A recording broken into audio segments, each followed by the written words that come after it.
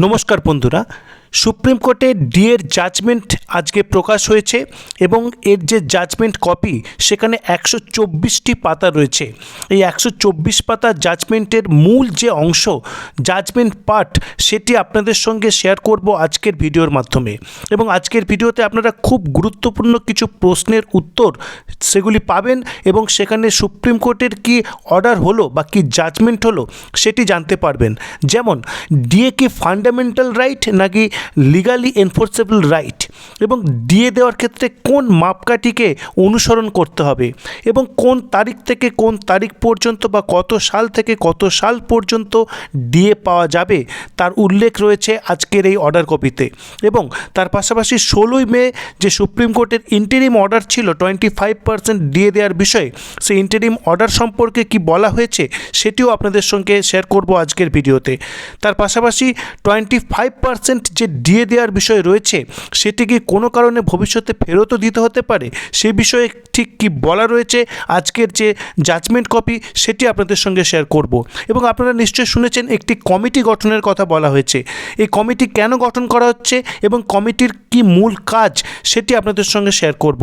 তার পাশাপাশি 6 মার্চের কথা আপনারা শুনছেন, কখনো শুনছেন 31শে মার্চ এবং কখনো শুনছেন 15ই এপ্রিল। এই তারিখগুলোর ঠিক কি কি ব্যাখ্যা রয়েছে এবং এই নির্দিষ্ট তারিখের মধ্যে ঠিক কি কি কাজ করতে হবে সেটি আপনাদের সঙ্গে শেয়ার করব। তো চলুন শুরু করা যাক আজকের ভিডিও। দেখতেই পাচ্ছেন আমরা একেবারে ডিরেকশনস অ্যান্ড কনক্লুশনস পার্টে রয়েছি। দেখুন এখানে বলছে the appeals are partly allowed, এবং তারপরে কি বলছে দেখুন, to receive dearness allowance is a legally enforceable right that has accrued in favour of the respondents employees of the state of the West Bengal. অর্থাৎ এখানে ফান্ডামেন্টাল রাইট বলা হচ্ছে না, এখানে যেটি বলা হচ্ছে লিগালি এনফোর্সেবল রাইট, যেটি হাইকোর্টের ডিভিশন বেঞ্চের অর্ডারেও কিন্তু আমরা দেখেছি। তারপরে দেখুন কি কথাটা বলা হচ্ছে, given its incorporations in ROPA rules the AICPI is the standard to be followed by the appellant state of West Bengal for determining of existing emoluments. অর্থাৎ এক্সিস্টিং এমুলমেন্টস যে নির্ধারণ করার ক্ষেত্রে AICPI হবে তার মাপকাঠি, সেটি কিন্তু জাজমেন্ট কপিতে স্পষ্ট করে দেওয়া হয়েছে। তারপরে দেখুন, the employees of the appellant state shall be entitled to release of arrears in accordance with this judgment for the time 2008 থেকে 2019।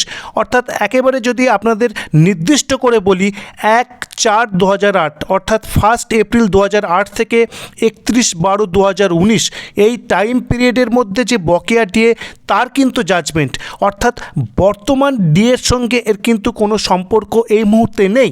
এর যে ভবিষ্যতে এই রায়ের পরিপ্রেক্ষিতে বর্তমান ডিএ দেওয়ার বিষয়ে কোনো নীতিগত সিদ্ধান্ত নেওয়া হয় কি না সেটি আলাদা বিষয়, কিন্তু এটি বলা হয়েছে যে বকেয়া ডিএর যে জাজমেন্ট সেটি কিন্তু একেবারে প্রথমেই আপনারা ক্লিয়ার হয়ে নিন। তারপরে দেখুন, on 16th May 2025 we had passed the following order. অর্থাৎ 16ই মে তারা যে ইন্টারিম অর্ডার পাস করেছিলেন 25% ডিএ দিয়ে দেওয়ার জন্য, সেই অর্ডারের এখানে উল্লেখ রয়েছে, আপনারা সেটি জানেন।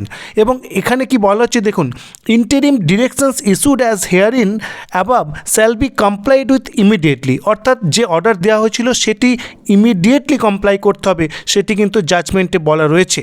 তার পাশাপাশি কি বলা হচ্ছে দেখুন, on account of subsequent change in law if any amount that would be disbursed in compliance of this judgment shall not be liable to be recovered.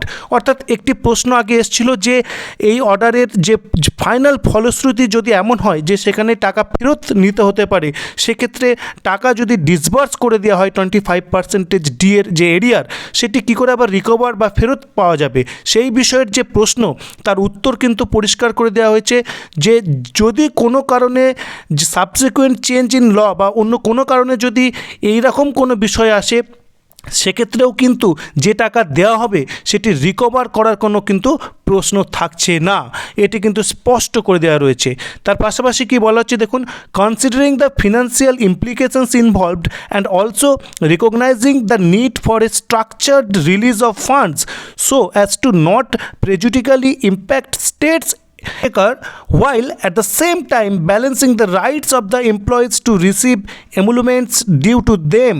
অর্থাৎ রাজ্যের আর্থিক যে অবস্থা সেটির কথা বিবেচনা করে এবং যে তাদের যে নির্দিষ্ট পদ্ধতিতে যে ফান্ডটা রিলিজ করাবে সেটি ঠিকঠাক করার জন্য we find it fit to constitute a committee to monitor the implementations of the directions issued herein above।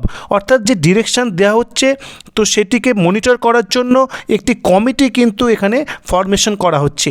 এই কমিটিতে কারা থাকছেন দেখুন, এ রিটায়ার্ড সুপ্রিম কোর্ট জাজ নেমলি অনারেবল জাস্টিস ইন্দু মালহোত্রা, ইনি হবেন চেয়ারপারসন এই কমিটির।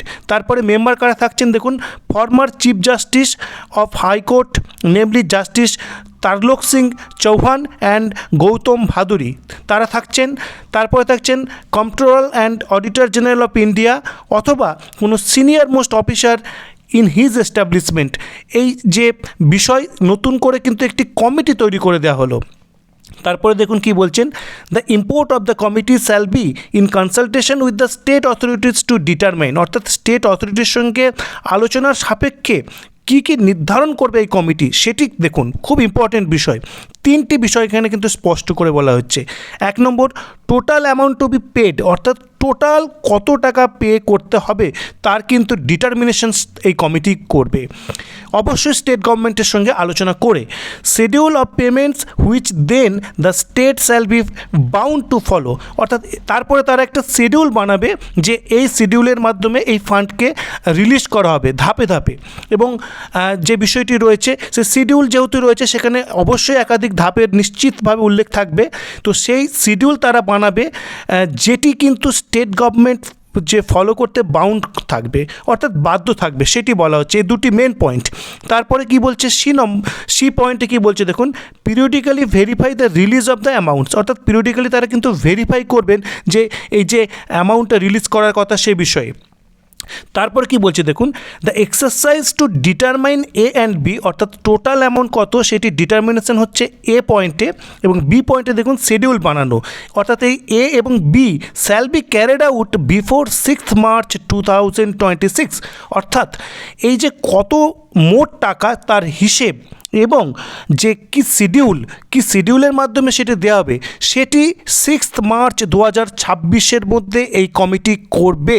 অর্থাৎ আপনারা যদি শুনে থাকেন যে 6 মার্চের মধ্যে ফার্স্ট ইনস্টলমেন্ট পাওয়া যাবে 25%, সেটি কিন্তু একেবারে ভুল।